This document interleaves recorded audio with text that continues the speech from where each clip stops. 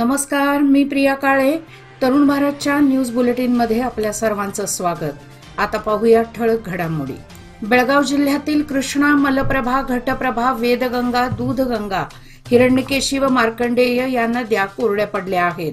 त्यामुळे दुष्काळ परिस्थितीच्या पार्श्वभूमीवर प्रशासनातर्फे दररोज पाण्याच्या टँकर्सने पाणी पुरवठा केला जात आहे. ज्या तालुक्याला पाण्याची गरज भासेल तेथे प्रशासनातर्फे पाणी पुरवठा करू, असे जिल्हाधिकारी नितेश पाटील यांनी आजच्या पत्रकार परिषदेत सांगितले. सध्या कृष्णा नदीपात्रात 10 दिवस पुरेल इतकाच पाणीसाठा शिल्लक असल्याने सरकार विविध उपाययोजना हाती घेत असल्याचे यावेळी सांगितले. यावेळी बेळगाव जिल्हा पालकमंत्री व बांधकाम मंत्री सतीश जारकीहोळी हे उपस्थित होते. बेळगाव जिल्हा पालकमंत्री व बांधकाम मंत्री सतीश जारकीहोळी यांनी बेळगावात सध्या सुरू असलेल्या पाण्याची समस्या लवकरच सोडवली जाईल असे आश्वासन दिले आहे. बेळगाव शहरात बोलवण्यात आलेल्या पत्रकार परिषदेत ते बोलत होते. राज्यातील काँग्रेस सरकारने महाराष्ट्र सरकारला इथल्या पाणी टंचाईची जाणीव करून दिली असून ही टंचाई दूर करण्यासाठी किमान 1 TMC म्हणजे 1000 दशलक्ष घनफूट इतके पाणी कर्नाटकाला सोडण्यास सांगितले आहे.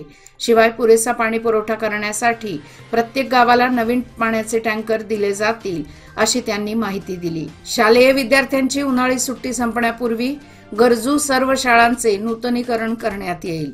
विद्यार्थ्यांना चांगल्या शैक्षणिक सुविधा उपलब्ध करून देण्याचा या उपक्रमाचा उद्देश असल्याचे मंत्री सतीश जारकीहोळी यांनी सांगितले.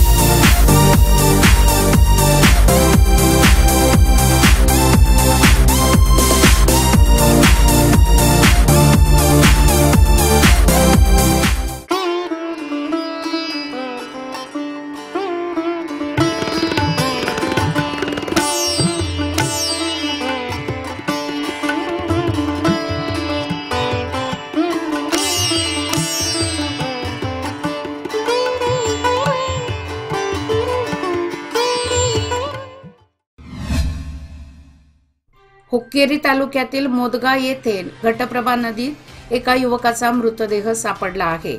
मिळालेल्या माहितीनुसार मोदगे येथील घटप्रभा नदीवरील पुलावरून ये जा करणाऱ्या लोकांना एका युवकाचा मृतदेह तरंगताना दिसून आला. लागलीच ही बातमी वाऱ्यासारखी मोदगे, सलामवाडी, मरणहोळ गावात पसरली. तो युवक सलामवाडी तालुका हुक्केरी येथील रहिवासी असून त्याचे नाव विनोद निंगाप्पा मस्ती वय वर्ष 45 असे समजते. तो दांडेली येथे एका खासगी वाहनावर ड्रायव्हर म्हणून काम करत होता. 20 दिवसाची सुट्टी घेऊन तो आपल्या गावी परतला होता. मात्र दुर्दैवाने आज त्याचा मृत्यू झाला. काकती पोलिसांनी घटनास्थळी भेट देऊन पंचनामा केला. बेळगाव जिल्हा रुग्णालयात शवविच्छेदन करून मृतदेह नातेवाईकांच्या स्वाधीन करण्यात आला. त्याच्या पश्चात पत्नी, 2 मुले, भाऊ, भाऊजय असा परिवार आहे. बसचा प्रवास करताना एका महिला प्रवाशाचे शिर खिडकीत अडकल्याने मोठा गोंधळ उडाला. दरम्यान खिडकीचे कुलूप लागल्याने महिला घाबरून गेली. अर्ध्या तासाहून अधिक काळ डोके खिडकीत अडकून होते. दरम्यान प्रसंगावधानाने बस चालकाने बस लागलीच थांबवली. यातून त्या महिलेची सुटका केली. त्यामध्ये सर्वांचा जीव भांड्यात पडला. हा व्हिडिओ सोशल मीडियावर व्हायरल होऊ लागला आहे. बेळगाव सामरा येथील श्री महालक्ष्मी देवी यात्रेनिमित्त मंगळवार दिनांक 21 मे रोजी आयोजित करण्यात आलेले आंतरराष्ट्रीय कुस्ती मैदान सततच्या पावसामुळे पुढे ढकलण्यात आले आहे. गेल्या 3 महिन्यांपासून सामरा कुस्तीगीर संघटना कुस्ती मैदानाच्या पूर्वतयारीत गुंतली होती. मात्र गेल्या 4-5 दिवसाच्या सततच्या पावसामुळे सदर कुस्ती मैदान पुढे ढकलण्यात आल्याचे जाहीर करण्यात आले आहे. या मैदानाची पुढची तारीख लवकरच जाहीर होईल. याची कुस्तीपटू आणि कुस्ती शौकीनांनी नोंद घ्यावी असेही आयोजकांतर्फे कळवण्यात आले आहे. एकीकडे बेळगाव शहराची स्मार्ट सिटी म्हणून निवड झाली असताना उपनगरातील अनेक संपर्क रस्त्याकडे प्रशासनाचे दुर्लक्ष झाले आहे. बेळगाव, वडगाव, येरमाळ रोड, शिवगणेश कॉलनी, दुसरा क्रॉस येथील नागरिकांना नुकत्याच झालेल्या वळिवाच्या मुसळधार पावसाचा फटका बसला आहे. नुकत्याच पडलेल्या मुसळधार पावसामुळे येथील रस्त्याची वाताहत झाली आहे. चिखलातून ये-जा करण्याची नागरिकांवर वेळ आली आहे. 5 ते 6 महिन्यांपूर्वी शिवगणेश कॉलनी येथे ड्रेनेज वाहिनी घालण्यासाठी खोदकाम करण्यात आले होते. काम पूर्ण झाल्यानंतर या ठिकाणचा रस्ता करणे आवश्यक होते. काम झाले, मात्र रस्ता करण्यात आला नाही. खोदकामामुळे येथील रस्त्यावर सर्वत्र माती पसरली आहे. त्यामुळे प्रशासनाने लवकरात लवकर येथील रस्त्याचे काम करावे अशी मागणी येथील नागरिक करत आहेत.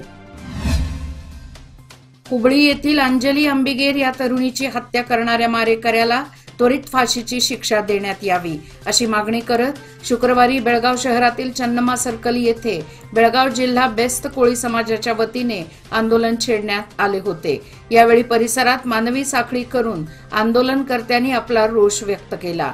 मृत नेहा आणि अंजली यांच्या मारेकऱ्यांना लवकरात लवकर फाशीची शिक्षा देण्यात यावी, त्यांच्यावर कायदेशीर कठोर कारवाई करावी अशी मागणी केली गेली. यावेळी माजी महापौर मंजुश्री पुजारी यांनी हुबळीतील या खुनी हल्ल्याचा निषेध केला. राज्यात महिलांच्या सुरक्षेचा प्रश्न उपस्थित झाला असून राज्य सरकारने याकडे गांभीर्याने लक्ष देऊन सुरक्षा व्यवस्थेत वाढ करावी अशी त्यांनी मागणी केली.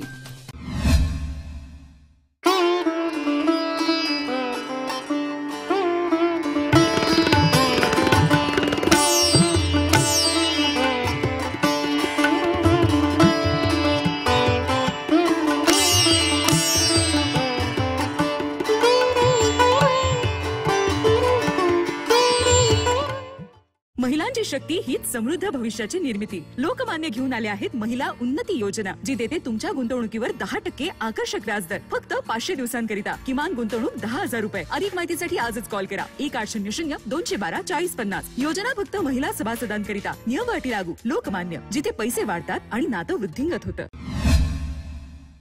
बेळगाव सरकारी विश्रामगृहाबाहेरच कचऱ्याचा ढीग निर्माण झाला आहे. येथील शहर बस स्थानकामधील फळ विक्रेत्यांकडून शिल्लक आणि खराब झालेली फळे कचऱ्यात फेकून देण्यात येत आहेत. त्यामुळे शहराच्या प्रमुख आणि सरकारी इमारतीजवळच कचऱ्याचा ढीग निर्माण झाल्याने परिसरात दुर्गंधी पसरली आहे. येथून जाणाऱ्या लोकांना व वाहन चालकांना याचा नाहक त्रास होत आहे. बेळगाव सिटी स्मार्ट सिटी झाली असे सरकारी कागदपत्रे सांगतात, मात्र प्रत्यक्षात ती दिसून येत नाही याची खंत वाटू लागली आहे. असा सूर नागरिकांच्यातून उमटू लागला आहे. बेळगाव सामरा येथे शुक्रवारी सकाळी लक्ष्मी मंदिर येथून रथ मिरवणुकीला प्रारंभ झाला. आज रथोत्सवाचा 4था दिवस होता. गावातील हजारो आबालवृद्ध तरुणांनी रथोत्सवात भाग घेऊन रथोत्सवाचा आनंद लुटला. भंडाऱ्याच्या उधळणीमुळे सर्व भक्त अक्षरशः भंडाऱ्यात न्हाऊन निघाले होते. लक्ष्मी देवीच्या जय जयकारात मारुती गल्ली मार्गे रथ छत्रपती शिवाजी महाराज चौकामध्ये आला. यावेळी श्री महालक्ष्मी देवीला विधिपूर्वक रथातून उतरवण्यात आल्यानंतर श्री महालक्ष्मी देवी गदगेकडे मार्गस्थ झाली. यावेळी देवीचा भन्नाट खेळ झाला.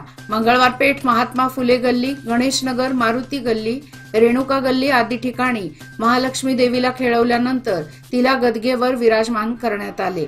त्यानंतर विविध धार्मिक विधी करून फळांचा बळी देण्यात आला. सर्व विधी झाल्यानंतर वरुण राजानेही काही मिनिटे हजेरी लावली होती. सायंकाळनंतर वाहनांच्या गर्दीत प्रचंड वाढ झाल्याने वाहतूक सुरळीत करण्यासाठी मारिहाळ पोलिसांना बरेच परिश्रम घ्यावे लागले. शनिवारी आणि रविवारी गावामध्ये घरोघरी स्नेहभोजन आयोजले जाणार असून भाविकांच्या संख्येत वाढ होण्याचा अंदाज वर्तवण्यात येत आहे. बेळगाव कॅन्टोन्मेंट विभागातर्फे कचरा आणि डेब्रिज डम्पिंग ग्राउंड बनलेल्या मिशन रोडच्या स्वच्छतेसाठी महत्त्वपूर्ण पावले उचलली आहेत. हा परिसर आता मोकळा करण्यात आल्याने स्वच्छ आणि सुंदर बनला आहे. मात्र ही स्वच्छता अबाधित ठेवणे ही सर्वांचीच जबाबदारी आहे. नागरिकांनी हा परिसर स्वच्छ ठेवावा आणि कचरा टाकू नये असे आवाहन बेळगाव कॅन्टोन्मेंट बोर्डाकडून करण्यात आले आहे. येथील परिसरात सीसीटीव्ही कॅमेरे बसवण्यात आल्याने तेथील नागरिकांनी कचरा टाकल्यास त्यांच्यावर दंडात्मक कार्यवाही करण्यात येईल असेही सांगण्यात आले आहे. या लोकसभा निवडणुकीत बेळगाव चिक्कोडीसह राज्यातील 14 ते 17 जागा काँग्रेस पक्ष जिंकणार असल्याचे सार्वजनिक बांधकाम विभाग तथा बेळगाव जिल्हा प्रभारी मंत्री सतीश जारकीहोळी यांनी सांगितले। बेळगाव शहरातील काँग्रेस भवनात आयोजित पत्रकार परिषदेत बोलताना ते बोलत होते। महाराष्ट्र, हैदराबाद आणि कर्नाटकात काँग्रेसच्या अधिक जागा निवडून येतील असा आपल्याला विश्वास असून मंत्र्यांच्या मुलांना तिकीट मिळाल्याने पक्षाला याचा फायदा झाला आहे। पक्षातील मंत्र्यांच्या मुलांना तिकीट देणे हा हायकमांडवर सोडलेला विषय आहे। यावर भाजपने टीका करणे म्हणजे व्यर्थ आहे। भाजपमध्येही मंत्र्यांच्या मुलांना तिकीट मिळाल्याची अनेक उदाहरणे आहेत। ही व्यवस्था सर्वच पक्षांमध्ये अस्तित्वात असल्याचे त्यांनी यावेळी सांगितले। सर्वसामान्य नागरिक मोबाईलवर बोलत वाहन चालवताना सापडल्यास त्यांच्यावर तात्काळ पोलिसांकडून कारवाई केली जाते।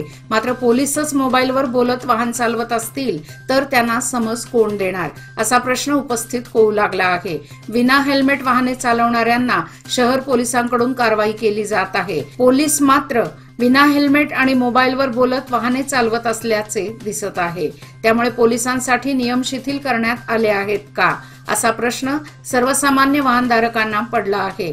त्यामुळे पोलिसांनाच आता वाहतुकीच्या नियमाबाबत समज देण्याची गरज व्यक्त होत आहे।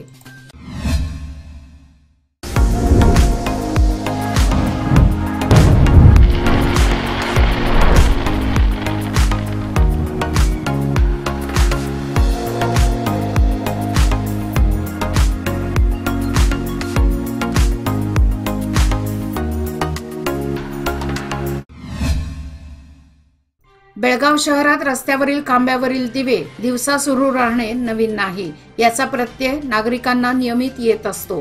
याच प्रकारे सध्या दिवसाढवळ्या बेळगाव टिळकवाडी येथील 3ऱ्या रेल्वे गेट नजीकच्या दक्षता हॉस्पिटल समोरील खांब्यावरील दिवे काल गुरुवारी सकाळी सुरूच होते। हेस्कॉम विभागाने याची नोंद घेऊन असे दिवसा सुरू असलेले रस्त्यावरील दिवे वेळेत बंद करावेत अशी मागणी येथील नागरिकांच्याकडून होत आहे।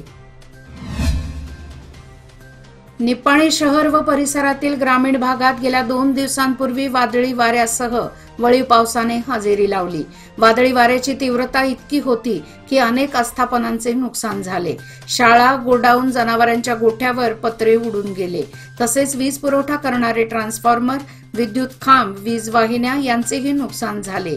यामुळे शहर व ग्रामीण भागातील वीज पुरवठा विस्कळीत झाला आहे। हेस्कॉमला या वादळी वाऱ्यामुळे 10 लाखांचा फटका बसल्याची माहिती हेस्कॉमचे अभियंते अक्षय चौगुला यांनी दिली। रायबाग शहर व परिसराला गेल्या अनेक दिवसांपासून वळीव पावसाने हुलकावणी दिली आहे। त्यामुळे शेतकरी व नागरिकातून चिंता व्यक्त होत आहे। परिसरातील कूप, नलिका व विहिरींची पाणी पातळी कमी झाल्याने पिण्याच्या पाण्याचा प्रश्न गंभीर बनला आहे। तसेच पिकांना पाणी पुरवठा करण्यामध्ये अडथळे निर्माण होत आहेत। परिणामी शेतकरी चिंताग्रस्त झाला आहे। निप्पाणी येथील श्री हालसिद्धनाथ देवस्थान गोशाळेला बेळगाव येथील फेसबुक फ्रेंड्स ग्रुपने मदत केली आहे। गोशाळेतील जनावरांसाठी 13 पोती पशुखाद्य दिले आहे। दुष्काळी परिस्थितीत जनावरांच्या चाऱ्याचा प्रश्न गंभीर बनला आहे। अशा परिस्थितीत फेसबुक फ्रेंड्स सर्कलचे संतोष दरेकर आणि त्यांच्या सहकार्यांनी गुरुवारी जनावरांना चाऱ्यांची व्यवस्था केली। या उपक्रमाबद्दल समाधान व्यक्त होत आहे। याचबरोबर आजचे बातमीपत्र इथेच संपले। अधिक माहिती आणि ताज्या घडामोडी करता पाहत रहा तरुण भारत न्यूज चॅनल। तसेच आमच्या चॅनलला लाईक, शेअर आणि सबस्क्राईब करायला विसरू नका आणि विश्वासार्ह बातम्यांसाठी दररोज वाचा दैनिक तरुण भारत। धन्यवाद।